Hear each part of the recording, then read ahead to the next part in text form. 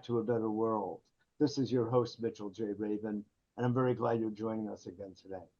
Today, we're going to have another very interesting show.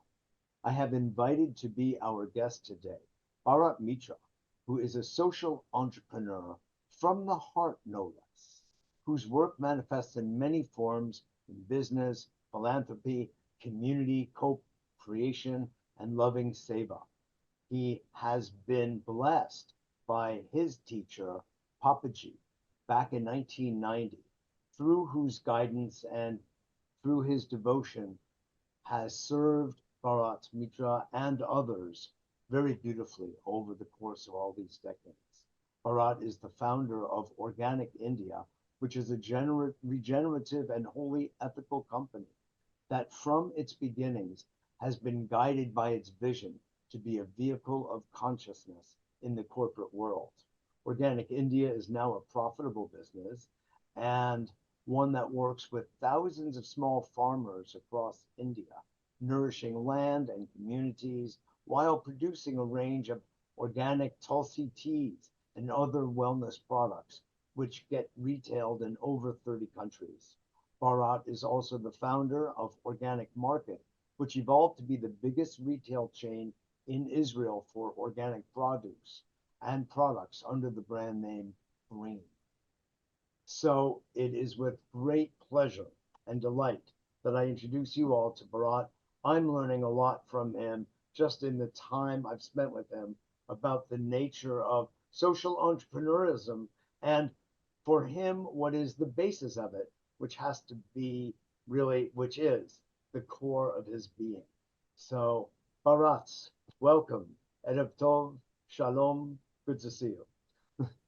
Shalom, namaste. Great to be with you, Mitchell. Thank you. Sure. So I was asking you earlier, how did this get born inside you to go in this direction of all the possible directions life seems to offer us in its beautiful cosmic menu? Who knows? That's honest. Who knows? What I can share that everything emerged naturally from being present and being free to listen to the inner calling and trust it. On the pragmatic dimension, as you mentioned in my bio, I've been lucky and blessed to be guided to my Sadguru, Papaji. And in living with him, the revelation of consciousness being our true nature was gifted. And it was 1 year before Papaji left his body that one day in the morning he looked at me and he said, Bharat Mitra, you start a private limited company. So I said, yes, Papaji. And when he left the room, I turned to a friend and asked him, what is a private limited company? I had no idea. Yet, there was one thing that was very, very clear, that this company is a vehicle for consciousness. That was not about what it is that we're going to do because we didn't know. Mm-hmm.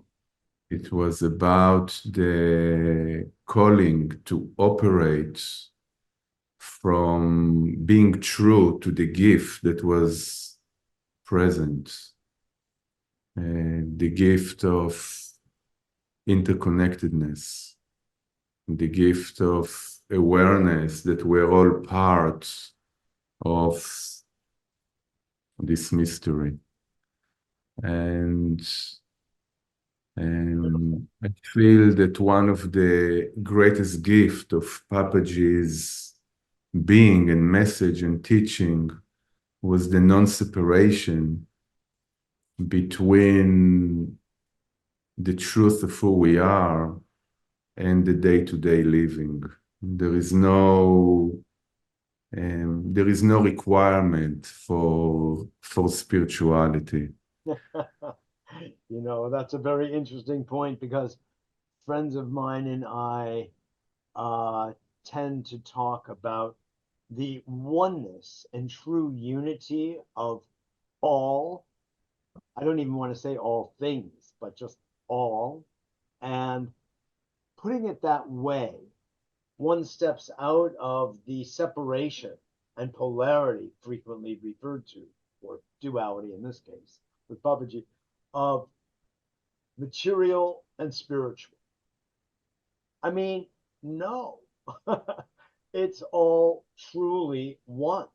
And when you see that that's the case, that this body is a sacred spot, a sacred vessel for consciousness, as you so beautifully put it, and that everything in our world and our universe is actually full of sparks, which is, by the way, a Jewish idea as well.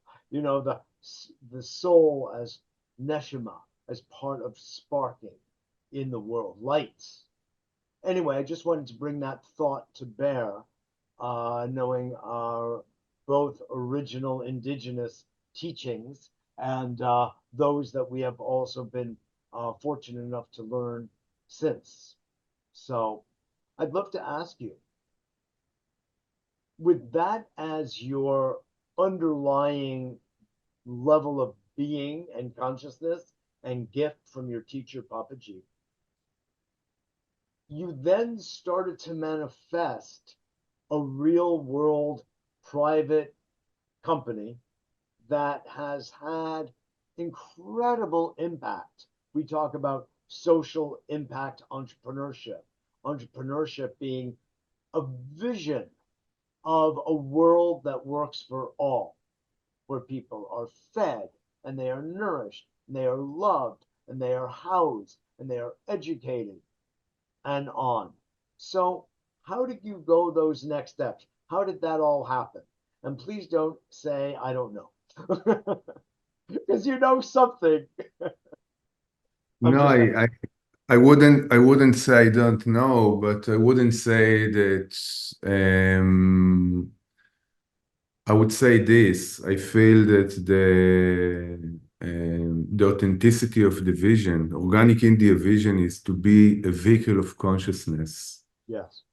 in the corporate world by creating a holistic business modality that promotes, support, and inspires well-beings to all beings and to Mother Nature.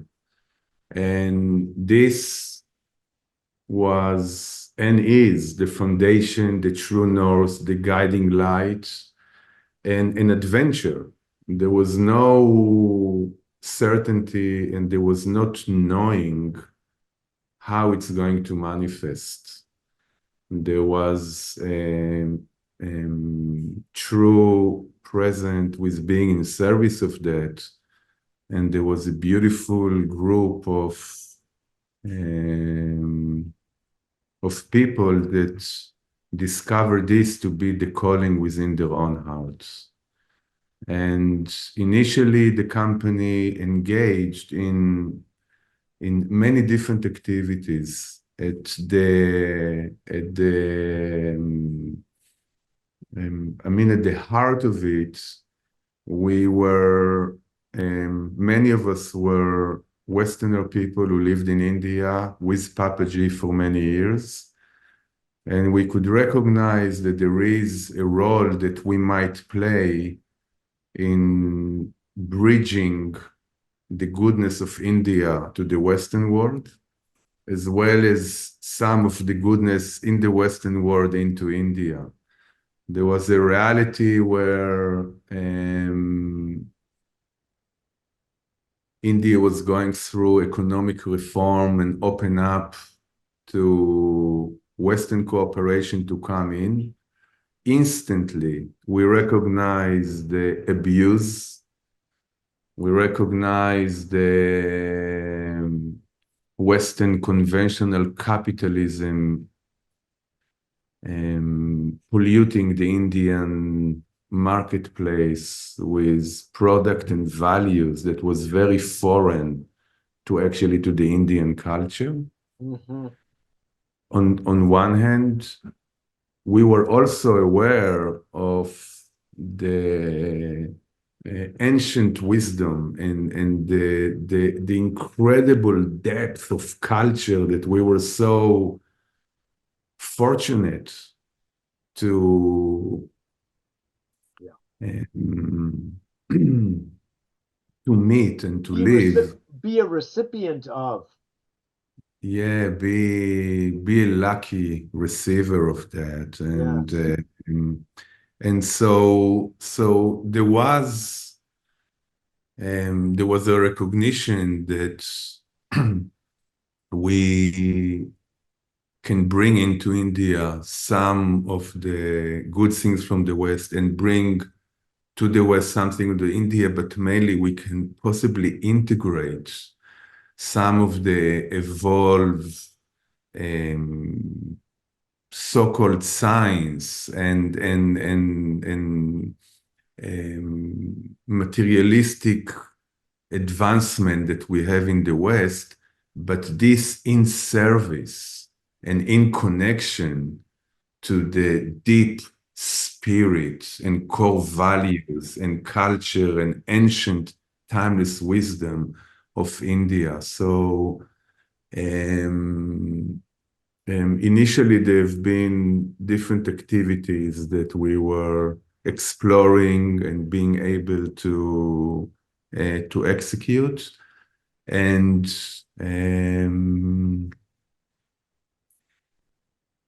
at one point, there was a recognition that the agricultural, what then was part of what we did, which is bringing the wisdom of Ayurveda and trying to discover how we can bring this to the world. At one point, it took over everything. And it was through meeting Dr. Narendra Singh that was this real pioneer, incredible, holistic, integrative doctor that had 40 years of research into the real science of herbal medicine. Is he an Ayurvedic doctor or homeopath or both? Well, he was the head of the pharmacological, he was an MD, and he was the head of the pharmacological department of one of the biggest medical institutions. But while he was in there, he just recognized the limitation of the so-called advanced science, whereby giving people medicine, he was often faced with needing to give medicine to fix the byproduct of the first medicine, and also recognizing the side effect, so to speak. Treating the side effects of a medicine. Treating side effect, and also quite soon recognizing that there is no healing, there is only controlling of symptoms and dependency which is being created. And while he was in King George Medical College, he started an experiment of giving people allopathic pharmaceutical drugs, and people with the same condition, he will give herbal medicine as he knew the herbs from his village and from his ancestors. From the tradition. And concluded that while there might be cases where pharmaceutical drugs have a place, in the big majority of cases, it's the herbal natural medicine that actually provide healing.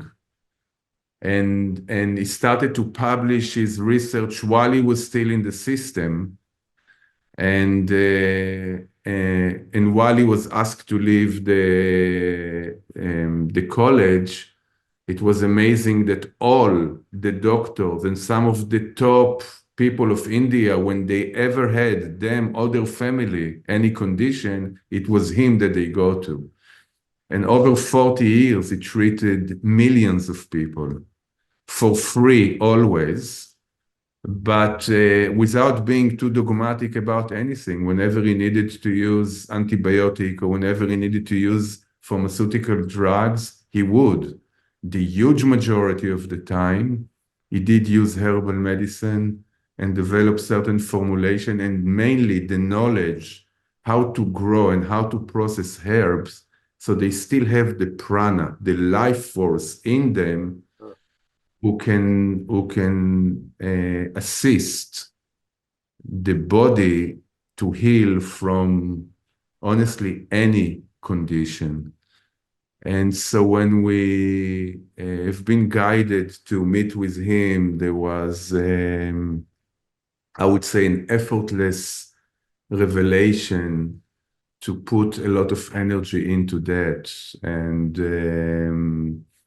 And it took some time to develop the infrastructure, the technologies, and the ability to process the herbs in a way that he insisted that they must be processed. And at the heart of it is to bring the herbs as close to its original form that it is in nature, full of the life force that the herbs have when it's in the field. And it was a real adventure.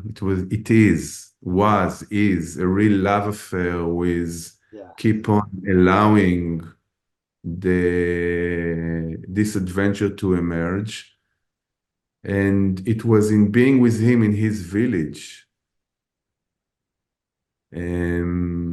that something extraordinary happened. He invited us to his village just to see where he grew up and to meet his family.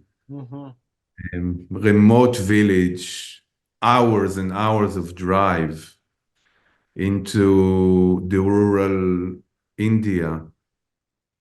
And while visiting him, there was a procession of one funeral procession and another one, and another one, and another one. And it was so unusual.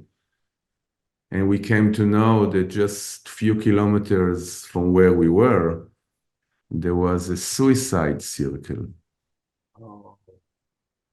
And I never even heard this phrase, suicide circle. And we came to know that the farmers in India, as a direct consequence of the so-called Green Revolution, of being enslaved by the chemical industry. This I know, of pesticide and chemicals, and very soon they come to a situation where they're unable to cultivate their fields. When they come to this desperation point, many of them, especially the warrior caste, they sit in a circle and they drink the pesticide and commit suicide, which is a huge phenomena, was a much bigger phenomena then. So it's never something that we plan to do, to work with. Now I understand, But we were there and we saw it. So there was just a natural response to a situation that was devastating, and also an inspiration that we might be able to co-create with the farmers and a Narendra a model to convert those abused chemical hells. Those fields were literally hells for those communities, because they will put pesticide and then they kill the land, so they need to put fertilizers. The pests have a little resistance, so they have to put next year more pesticide and then more fertilizers. And within a certain time frame, the amount that they require for the chemical and the pesticide was more than what their field gives them. But at this point, they are unable to cultivate their field anymore. The young generation would leave. Most of the farmers were sick with breathing those pesticides. Their livestock will die. So you had like those villages being truly desperate. And Strangulated by chemicals. It's going on, as you well know, Bharat. Today, I am the president and CEO of an NGO called the Institute of Global Education. I've mentioned this to you in the past. And we have a member on our board who is Indian, and we built a school actually that he is a graduate of, and so it's really so wonderful to have him now on our board. And he just came back to us recently to tell us about some 440 villages in the south of India that he's connected with, where he didn't use the phrase suicide circle. This is the first I've heard of that, but he did say about consistent suicides among farmers for this very reason, that I and really many people in the world that are caring about such things in conscious communities around the world know about. So that you have had an influential role in doing something about it, and if not eliminating, that's a big, big call, but reducing that by teaching methods of regenerative agriculture and freeing them from the addictions and, if you will, the overlord of the Western chemical corporations is such a beautiful gift that you have given to the Indian people. I just want to acknowledge you for that, because I want to talk with you more about this offline, about how maybe my NGO, ours, can help and we can interface on that level. Thank you. And absolutely. And yes, it started very small. We called a farmers meeting, and at this time we wanted to grow tulsi. Yes. And we offer the farmers to work together and find ways to create a model through which they can come back to traditional farming. We didn't even call it organic. It's just the farming that their grandparents, and in India, the knowledge of natural farming was starting to dissipate and disappear. So we just wanted to non-chemical, normal farming. Organic biodynamic farming, that most of them have it naturally in them. They've been deprived from it by, again, the so-called Green Revolution, but it was not far away from their heart, from their souls. And it was a little bit hard start because they were very afraid to grow tulsi.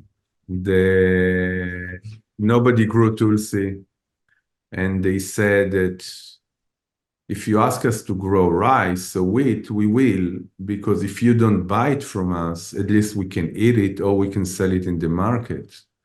But you're asking us to grow tulsi, we cannot sell it, we cannot eat it. So if you don't buy it, we have no livelihood. Right. So when you ask us to grow tulsi, you're asking us to trust you with our lives. So it was a challenging start, and only 8 of them there was one guy that stepped in and 8 came with him. And from 8, it grew to 30, and from 30, it grew to 100. And by the 4th years, there was like the whole county, which was 500 farms that were working together. And it's truly have been co-created by all of us, the contribution, how this model emerged was only possible because so many people felt the cold in their hearts. And this model became a source of inspiration for other locations to embrace, because by the third year, the impact, not only the economical impact was profound. There was a secure livelihood for all those farmers, way beyond what they will make through conventional, and this was important. But far more important was the recognition of the overall health, which came back, less miscarriage for women, less asthma for the farmers from breathing chemicals. Wonderful. Biodiversity came back, because when you spray, you kill the pest and you kill the birds that eat the pest, and everything is depleted. The They ecosystem disappears. They recognize how the birds from their childhood were coming back.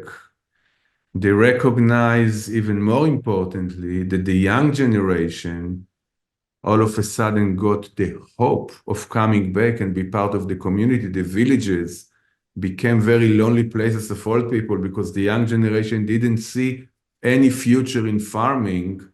They were going to the cities. But by the third year, so many of the young generation came back and community were revived. And most importantly, most importantly, the connection of the farmer to the land was reestablished. No longer slaves of chemical industry, but a farmer that have the dignity to give and nurture the land and love the land, and then the land loves you back. And the ever-growing abundance of organic agriculture, where the more you nurture the land, the more comes back. So the prosperity, the economical prosperity, was only the extension of a much more meaningful prosperity, which is the prosperity of the soul, of the heart, of the dignity, of the community, of reality, where we were all part of this human family that is back to be in tune with the reality of interconnectedness. The farmers with the land, the farmer with the company with the ever-growing community members. We never consider people to be customers of Organic India. Everybody became part of the community. And when 25 years ago, we came to the American marketplace and we wrote on the packaging that at the heart of Organic India is our uncompromising commitment to be a living embodiment of love and consciousness in action. And this product that you hold in your hand is one link in a chain of love of the earth, the farmers, the company, and you. It was very original at the time. I'm super happy that today many companies are recognizing the responsibility to be ethical Yes. and care for the environment. But what got created is an ecosystem where within the corporate world, it's an ecosystem that nobody was exploited, and everyone contributes and everyone receives. The earth, the farmers, the company, the consumer. We are part of the overall nature-based ecosystem. We are part of it. It's a recognition that doesn't go too far when the consciousness is one of separation. One does not recognize one's own integration in the whole, and that we are all part of the whole. And you have done that. You've manifested a company, and now it should be said, and I hope you would talk about this for a moment, that is, Bharat, that Tata, one of the largest companies in the world, really, and certainly of India, has now purchased your company, Organic India. Could you tell us a bit about that? Because that's phenomenal. It's quite amazing because today we're talking, and today is the day that the final closing is actually Oh, you're happening. kidding. Akshav today, literally. Oh my God. Today, Mazel literally, tov, as we say in the old language. it truly is a mazel tov, and Wow. it really is a fulfillment um, of the calling and of the Yeah. vision of Organic India, which is to be a vehicle of consciousness in the corporate world by creating a business modality. It was never meant to be a company that is just doing what it is doing, or it's Right. whatever is happening. There was always a calling to Yeah. bring a new consciousness, to shift consciousness in the Wow. corporate world. A That in vehicle of order to be, consciousness, as you called it. A it vehicle of is a vehicle of consciousness. consciousness. It Voila. is, and it's directly to what you spoke before, where this paradigm, as if in order to be efficient, in order to be profitable, one have to play the game of separation as the conventional capitalistic world is playing it. It's not Yes. true. It's not true. And if there was ever any embodiment for a company that the financial profitability came as a byproduct of remaining absolutely truthful to human values of interconnectedness, to be a vehicle of consciousness, to not be limited to selfish agendas, but to be available to dance with the whole and allow the adventure to emerge. And as a byproduct, what has happened is that this innovative, caring environment was able to produce way beyond and to perform way beyond conventional companies.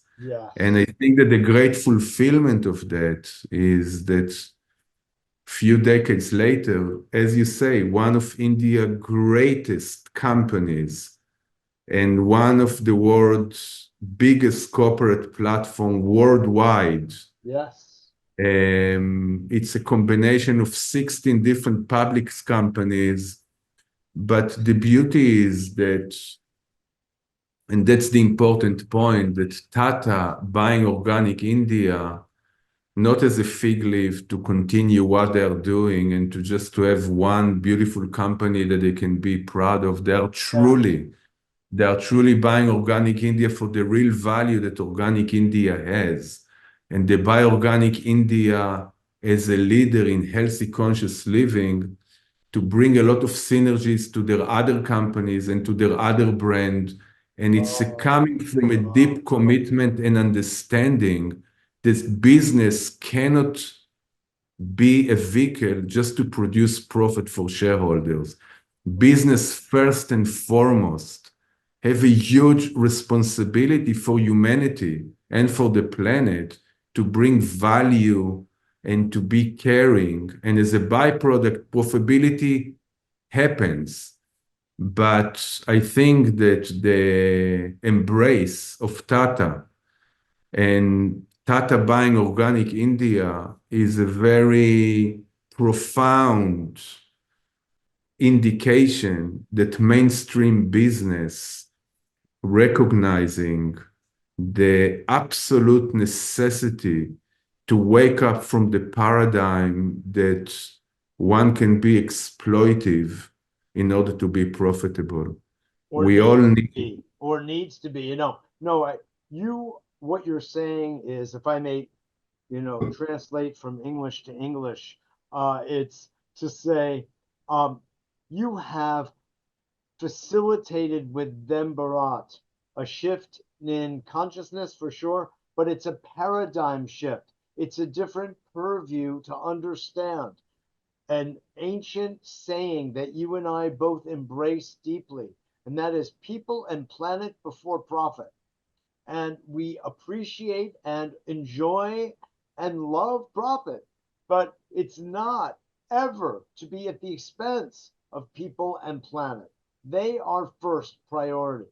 And if you, in your understanding of Tata's interest in organic India, is that they don't want to just have a fig leaf, as you put it, or as we also call it, a green halo. It's because they deeply, meaningfully want to shift their business practices into, at least in the United States, we have something called a B corporation, which stands for being a benefit corporation, which means a corporation that is in service to the people and, in effect, the planet. It's a different world view. And that you could help a company of that scope, that magnitude, to shift their thinking, awareness, consciousness to that for the entire scope of their ownership. It's like changing a government, you know? That's no small thing. So truly, Mazel Tov. I think it's so interesting that we're doing this interview on the day of the closing because we spoke months ago when it was sort of in process, when we were first setting up this interview, and you had to delay it because of that project and that closing. And the day that we are together is the day that this is happening. So Mazel Tov again, as I say. Thank you, Mitchell. I wanna take this opportunity to touch on something that I feel is very important for us to touch. Please.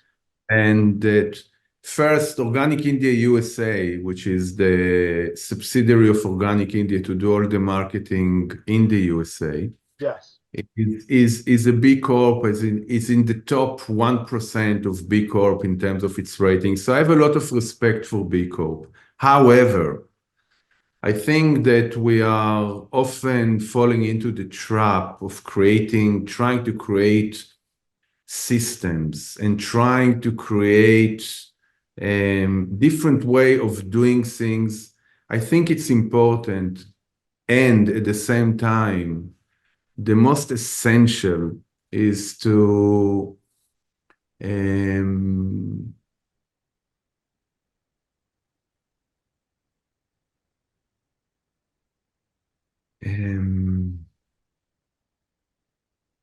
is to recognize also our own limitations.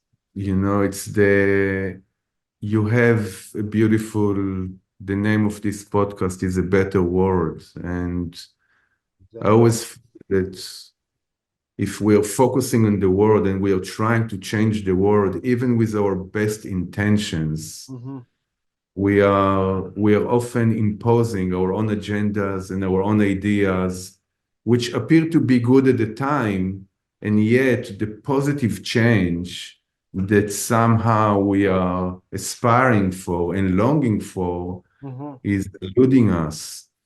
Because it's not so much about what we're doing on the external. This inevitably happened. What we need to change is us.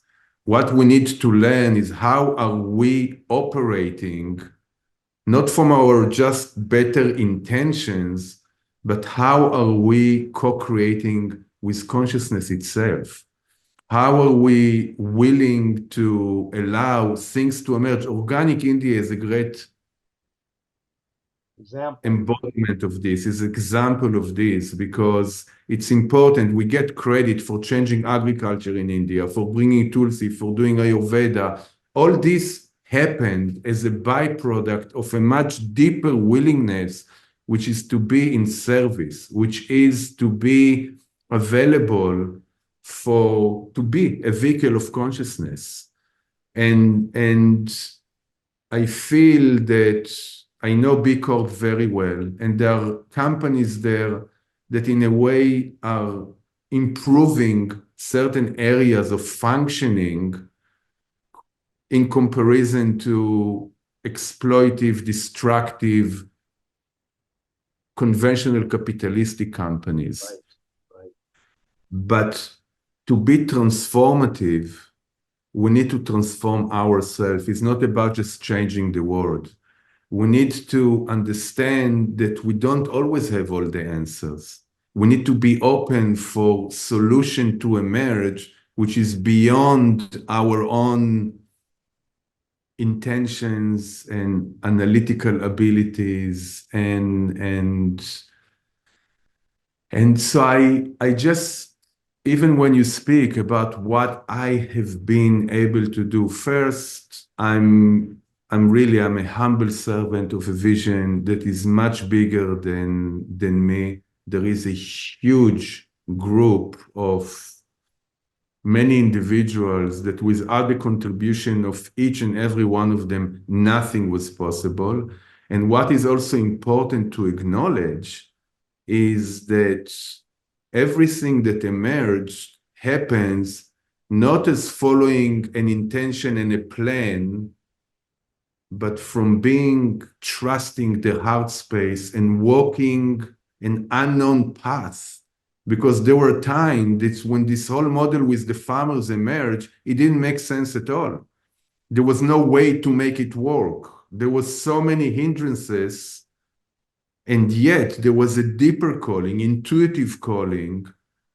And in spite of not knowing how it's going to be, the passion to follow the intelligence of the heart allows something to emerge that now is amazing and profound. And Tata takes it, and the farmer base of organic India is going to grow thousandfold. And the model of organic India actually changed the agricultural in India policies on a huge way and touch directly and indirectly lives of millions of people. But none of it would have been possible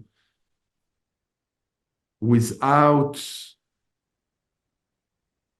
trusting presence and consciousness and the willingness to be in service in ways that were not always understood in advance. So it wasn't the intention, it's just what happened through a group of people that were operating, choosing love, choosing consciousness, choosing oneness, taking risks, and willing not to know and follow the intelligence of the heart just to discover sometimes weeks or months or years later the supreme intelligence or the self-organizing intelligence of the heart of love. And so I really wish to share that, because I know that over the years I've been meeting with many entrepreneurs, and if any of them are watching us, it's I would just love those who feel inspired to follow the call of the heart, to go with trust, even when at time it's hard to predict or to understand or to anticipate what will be the outcome. It was never so much about the outcomes. It was always about the freedom to operate from presence. And in that, fulfillment is already there, regardless of the outcome. It's amazing that Organic India, by the end of it, is now being sold to Tata, and it's going to expand, and it's going to be, already is, an amazing, huge global brand, and it's going to grow. And yet, the success is not because of the external outcome. The success is in following the calling of the heart.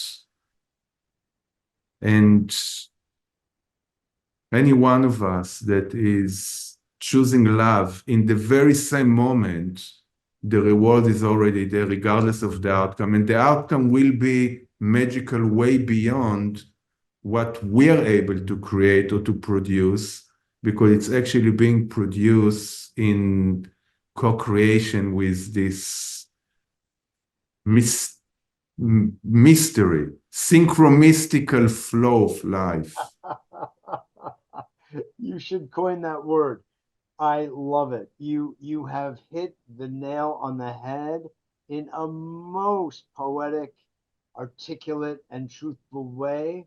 I thank you up and down, because you have gotten truly to the heart of the subject, which is anything outward is an expression of an inner sense of love and peace and harmony and truth and connection.